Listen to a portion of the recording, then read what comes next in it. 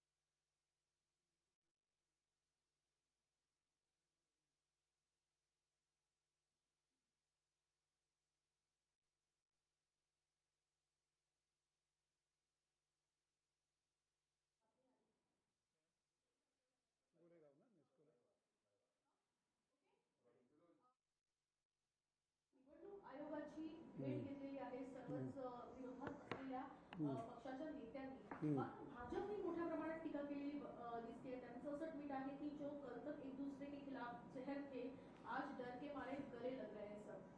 कसं आहे, हीच भीती आहे त्यांची. मला वाटतं प्रश्न कोणाला विचारले होते? प्रश्न विचारले होते निवडणूक आयोगाला. म्हणजे उत्तर कोणी दिलं पाहिजे? उत्तर दिलं पाहिजे निवडणूक आयोगाने. मग हे निवडणूक आयोगाचे प्रवक्ते आहेत का? बरोबर आहे. आणि आम्ही जेव्हा भेटलो, काल मी अनेकांची ट्विट्स बघितली आणि त्याच्यामध्ये त्यांनी असं म्हटलं होतं की यांना माहितीच नाही आहे कोणाला भेटायचं आहे ते. त्यांनी वाघमारे साहेबांना भेटायला पाहिजे होतं. काय होतं, माणूस घाबरला असेल ना की अर्धवट माहिती घेतो.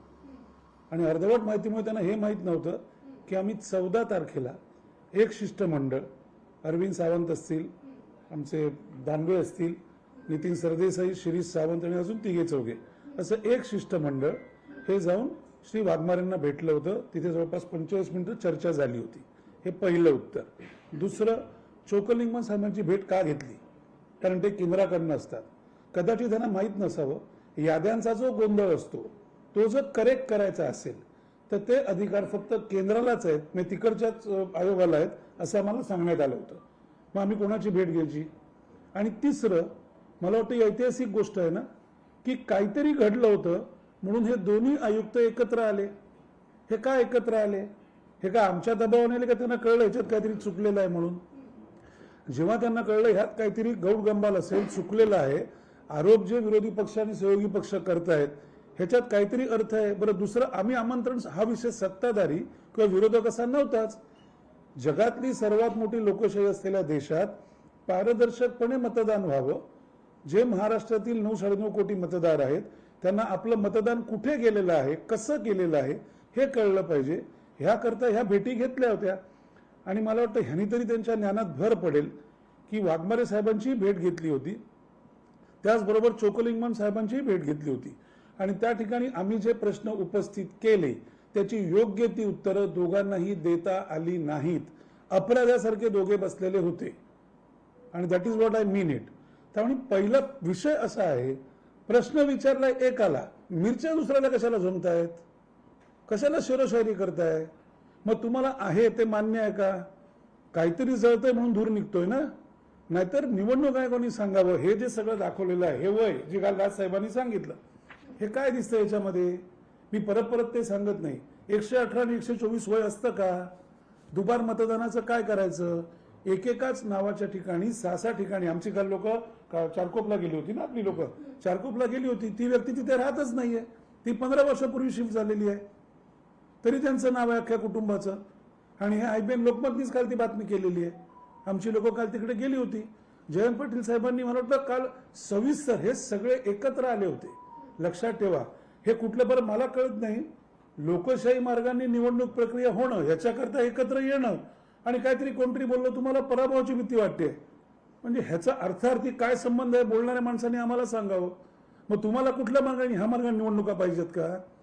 तुम्ही म्हणताय, आम्ही काल सगळे प्रश्न जेव्हा त्यांना विचारले की 4 वर्ष निवडणुका, 17ला शेवटच्या निवडणुका झाल्या, 22ला व्हायला पाहिजे होत्या, आज 25 आहे, 26 शिवाय निवडणुका होऊ शकत नाहीत. बरोबर आहे का चूक आहे? आम्ही जेव्हा त्यांना विचारलं की इतकी तयारी तुमच्या करायला वेळ होता, मग मुंबईमध्ये जिथे एक प्रभागीय पद्धत आहे तिथे तुम्ही म्हणताय फक्त ईव्हीएम मशीन आहे आणि आमच्याकडे मुबलक अशी व्हीव्हीपॅट मशीन्स नाहीयेत का?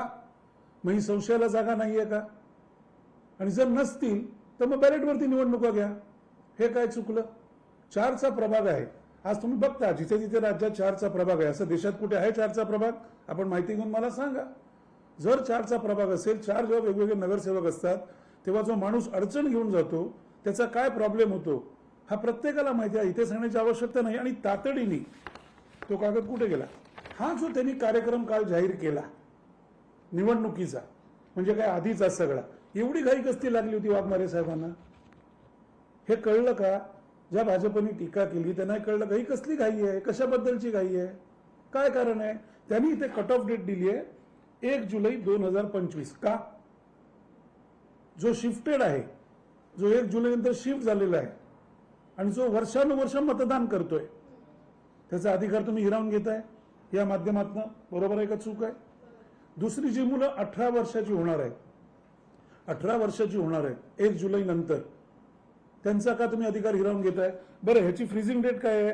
प्रारूप मतदार यादीवरील हरकतीचा निर्णय घेऊन अधिप्रमाणित करून याद्या प्रसिद्ध करणे 28/11/2025.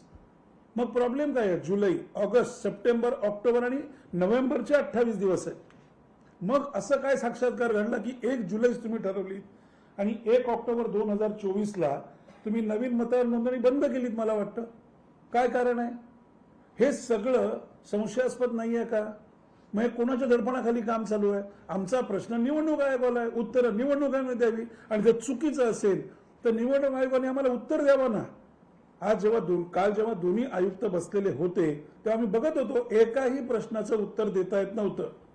देखते है, बघतो, सांगतो, माहिती नाही, ही उत्तरं आयुक्तांकडनं आम्ही अपेक्षित धरत नाही. मग हे काय भावलं म्हणून इकडे बसतात का? लोकशाही मराठी ऐका, पहा, जागरूक रहा.